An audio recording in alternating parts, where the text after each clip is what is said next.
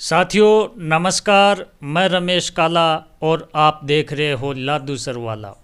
दोस्तों, पेंशन नहीं आई किसी की जुलाई की, अगस्त की, सितंबर की, अक्टूबर अभी चल रहा है। कहने का मतलब किसी के 2 महीने की पेंशन रुकी हुई है, किसी की 3 महीने की पेंशन रुकी हुई है। आपको क्या करना है जिससे आपकी पूरी पेंशन एक साथ आ जाए? वीडियो लास्ट तक देखें, चैनल को सब्सक्राइब करके बेल आइकन को प्रेस कर लें। दोस्तों, दिव्यांग लोगों की पेंशन हो या विधवा महिलाओं की पेंशन हो या वृद्धजन की पेंशन हो या और जो भी सामाजिक सुरक्षा के तहत जो पेंशन ले रहे हैं उनकी पेंशन हो, अटक चुकी है। और काफ़ी लोग तो यहाँ तक कह रहे हैं कि 750 रुपया ही ठीक ही, जब टाइम पर तो आ जाती कम से कम। 1000 कर्या बाद में तो कोई का एक आई, कोई का आई को नहीं, आ कंडीशन रही।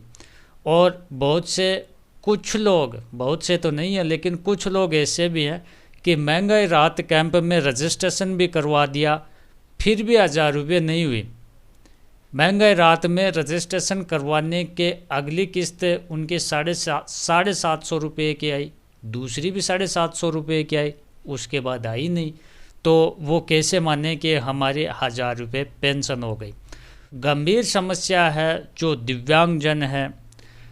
मैं मानता हूँ साथियों कि काफ़ी लोगों से मैं जुड़ा हुआ हूँ, तो पेंशन एकमात्र उनका आधार है, चाहे वृद्धजन हो, दिव्यांगजन हो, विधवा महिला हो।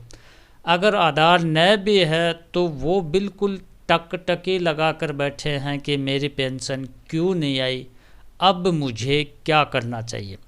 एक तो आपने देखा होगा कि एक सूचना आपको मिल रही है कि जन आधार में KYC करवाएं।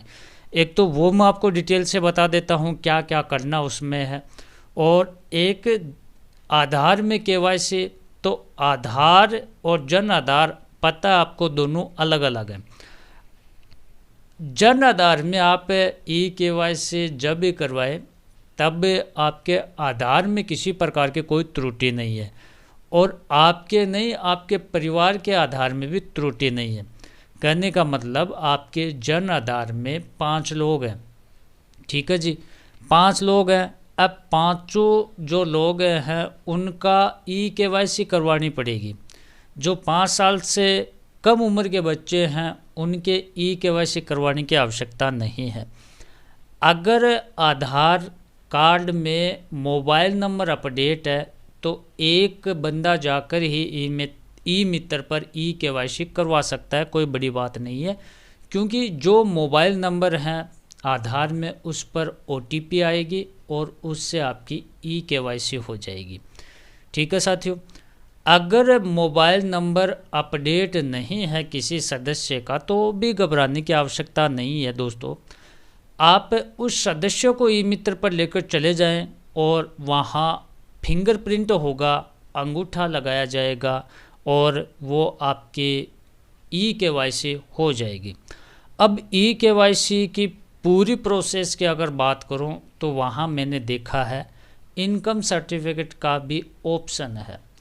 परिवार की वार्षिक आय, प्रत्येक सदस्य की आय का, समझ रहे हो आप कि प्रत्येक सदस्य की कितनी कितनी आय है, वो सभी को जोड़कर पूरे परिवार की इनकम उसमें बनानी है।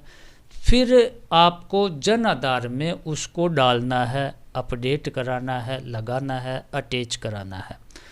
पर यह प्रोसेस लंबी है साथियों, और ये नहीं है कि आपकी पेंशन है वो बंद हो जाएगी।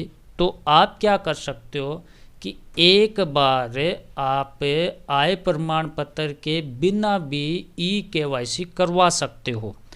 जहाँ तक मेरे समझ में ये आ रहा है साथियों कि KYC पेंशन न आना ये मुद्दा नहीं है, 1% भी नहीं है।